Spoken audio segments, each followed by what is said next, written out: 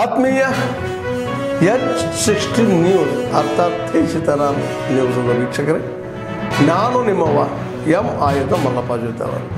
ತಾವು ಈಗ ಸುದ್ದಿಗಳ ಲೋಕಕ್ಕೆ ಎಂಟ್ರಿ ಹೊಡಿತಾ ಇದ್ದೀರಿ. ಈ ಸುದ್ದಿಗಳನ್ನು ಪ್ರತಿಯೊಂದು ನೋಡೋ ಜೊತೆಗೆ ನಿಮ್ಮ ಅಭಿಪ್ರಾಯಗಳನ್ನು ಹಂಚ್ತಾ ಇರಿ. ಯಾಕಂದರೆ ಈ ಸುದ್ದಿಗೂ ನಿಮಗಾಗಿ, ನಿಮ್ಮ ಬದುಕಿಗಾಗಿ, ನಿಮ್ಮ ವೈಚಾರಿಕೆಗಾಗಿ, ನಿಮ್ಮ ತಿಳುವಳಿಕೆಗಾಗಿಯೂ ನೀವು ಗೊತ್ತು. ಜೊತೆಗೆ ನಮಗೂ ನಿಮ್ಮೊಂದಿಗೆ ಇದೊಂದು ಮಾತಾಡುವಂಥ ಜೊತೆಗೆ ಸುದ್ದಿಗಳನ್ನು ಬಿಡುವಂಥ ಕೆಲಸ.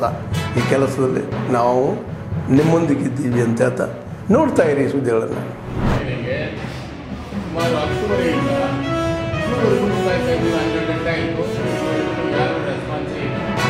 ಅಂದರೆ ಕನ್ನಡ ರಾಜ್ಯೋತ್ಸವನ ಈ ರೀತಿನ ಮೊದಲೇ ಈ ಥರ ಮಾಡಿದರೆ ಮುಂದೆ ಮಾಡೋವಂಥದ್ದು ಪರಿಸ್ಥಿತಿಯಾಗಿ ನಮಗಂತೂ ಬೇಜಾರಾಗಿದೆ. ಎಲ್ಲ ಆಫೀಸರ್ಸು ಎಲ್ಲ ಸಭಾಖಂಡದಲ್ಲಿ ಎಲ್ಲ ಕೂತು ಬೇಜಾರಾಗಿ ಹೋಗಿದ್ದಾರೆ. ಅಟ್ಲೀಸ್ಟ್ ಬಂದು ಒಂದು ಅರ್ಧ ಗಂಟೆ ಆಗುತ್ತೆ, ಒಂದು 25 ನಿಮಿಷ ಆಗುತ್ತೆ, ಕೂತ್ಕೊಳ್ಳಿ, ನಾವು ಬರ್ತಾರೆ, MLA ಬರ್ತಾರೆ, ನಾವೆಲ್ಲ ಸೇರ್ ಮಾಡೋಣ ಅಂತ ಹೇಳೋ ಸೌಜನ್ಯನೂ ಕೂಡ ಇದೆ. ಯಾರು ಕೇಳಲ್ಲ, ನಾವೇ ಬಂದು ಚೇರ್ ಹಾಕ್ಸ್ಕೊಂಡು ಕೂತ್ಕೊಂಡು ನಾವು ದಯಮಾಡಿ ತಹಸೀಲ್ದಾರ್ ಅವರು ಯಾವುದಕ್ಕೂ ನೀವು ಏನು ಮುಂದೆ ಮಾಡ್ತೀರಾ ಇದೇ ಥರ ಮಾಡ್ಕೊಂಡು ಹೋದ್ರೆ ರಾಜ್ಯೋತ್ಸವ ಮಾಡೋದು ಬರೀ ಕಷ್ಟ ಆಗಿದೆ ಅಂತ ಕಷ್ಟಪಟ್ಟಿದ್ದವಾಗಿ ಕೇಳ್ಕೊಳ್ತೀನಿ.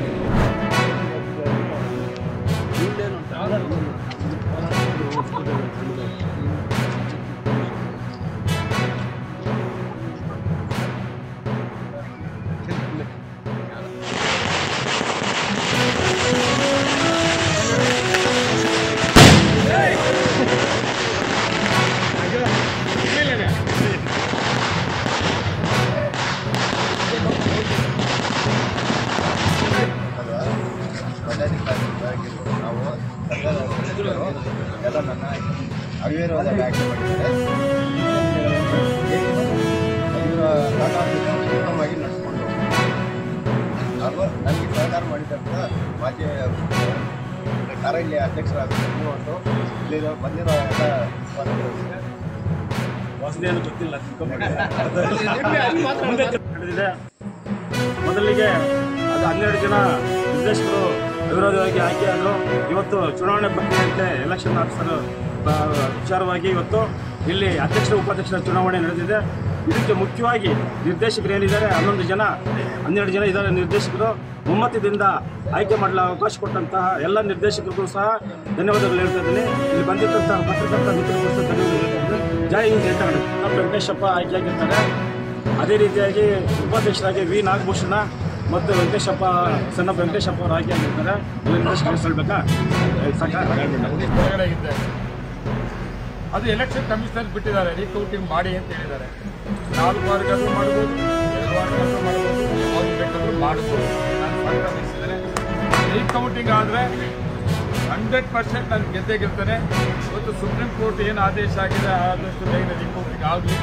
ಆಮೇಲೆ ಅದ್ರ ಜೊತೆಗೆ ಸೀಲ್ಡ್ ಕವರು ಸುಪ್ರೀಂ ಕೋರ್ಟ್ ಕೊಡಕ್ಕೆ ಹೇಳಿದ್ದಾರೆ. ರೀಕೌಂಟಿಂಗ್ ಮಾಡಿ ಸೀಲ್ಡ್ ಕವರ್ ಅದರಿಂದ ಸುಪ್ರೀಂ ಕೋರ್ಟಿಗೆ ನಾವು ಕೌಂಟಿಂಗ್ ಬಂದಿದ್ದರಿಂದ ಸಮಾಧಾನ ನೆಮ್ಮದಿದೆ. ನಮ್ಮ ತಾಲೂಕಿನ ಜನತೆ ತುಂಬ ಜನ ಪಾಪ ತುಂಬ ಬೇಜಾರಲ್ಲಿದ್ದರು. ಪೂಜೆಗಳು ಮತ್ತು ನಂಬಿಕೆ ನನ್ನ ಅಭಿಮಾನಿಗಳು ಇದೆಲ್ಲ ಮಾಡ್ತಾಯಿದ್ರು. ಅದ್ರ ನ್ಯಾಯ ಯಾವತ್ತೂ ಕೂಡ ಸಿಗ್ತಾ ಇರೋದಕ್ಕೆ ನಿಜ ಆಗಿದೆ. ಬಾಬಾ ಸಾಹೇಬ್ ಅಂಬೇಡ್ಕರ್ ಅವರು ಸಂವಿಧಾನದ ನಂಬಿಕೆ ಇರೋರು, ನ್ಯಾಯದ ಮೇಲೆ ನಂಬಿಕೆ ಇರೋರು ನಾವು ಕಾಂಗ್ರೆಸ್ ಪಕ್ಷದವರು. BJP ಅವರ ಪದ ಅವರು ಪ್ರತಿ ಸಂದರ್ಭದಲ್ಲಿ ಯಾವುದಾದ್ರೂ ಒಂದು ವಾಮ ಮಾರ್ಗವನ್ನು ಹೋಗ್ತಾರೆ. ಅದರಲ್ಲಿ ನಮ್ಮ ಕಾಂಗ್ರೆಸ್ ಪಕ್ಷಕ್ಕೆ ನಮ್ಗೆ ಯಾವುದೂ ವಾಮ ಮಾರ್ಗ ಇಲ್ಲ.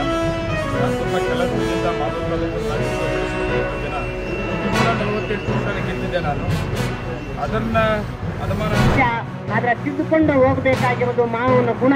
ಹಾಗಾಗಿ ಈ ಏನು ಸುಪ್ರೀಂ ಕೋರ್ಟ್ ಜಡ್ಜ್ ಮೇಲೆ ಶೂಯಿಸುವ ಪ್ರಕರಣ ಆಗಿದೆ, ಆ ಕ್ರಿಮಿ ಅಂದರೆ ಅವನ ಸನಾತನ ಧರ್ಮದ ಕ್ರಿಮಿ ಅವನ ತಪ್ಪು ಒಪ್ಕೊಳ್ಬೇಕಾಗ್ತದೆ. ಅವನು ಕೂಡ ಮನುಷ್ಯನ ಆಗಬೇಕು ಅಂತ ನಾವು ದಲಿತ ಚಳವಳಿಕಾರರು ನಾವು ಆಸೆ ಬೀಳ್ತಾ ಇದ್ದೀವಿ. ಹಾಗಾಗಿ ನಾಳೆ ಬಂದಿಗೆ ಎಲ್ಲ ಸಾರ್ವಜನಿಕರು ಬಂಧುಗಳು ತಾವೆಲ್ಲರೂ ಕೂಡ ಇದನ್ನು ಬೆಂಬಲಿಸಬೇಕು ಅಂತ ಹೇಳ್ತಾ ವಿಶೇಷವಾಗಿ ಪ್ರಬುದ್ಧ ಭಾರತವನ್ನು ಕಟ್ಟೋಣ. ಸಮಾನತೆ, ಸೋದರತ್ವ, ಸ್ವಾತಂತ್ರ್ಯ ನಾವೆಲ್ಲ ಭಾರತವನ್ನ ಇಡೀ ಪ್ರಪಂಚದಲ್ಲಿ ಮತ್ತೊಂದು ಬೆಳಕಾಗಿ ನಮ್ಮ ಭಾರತವನ್ನು ಕಾಣೋಣ ಅಂತ ಹೇಳ್ತಾ ನನ್ನ ಮಾತು ಮುಗಿಸ್ತೀನಿ. ಜೈ ಭೀಮ್, ಜೈ ಭೀಮ್.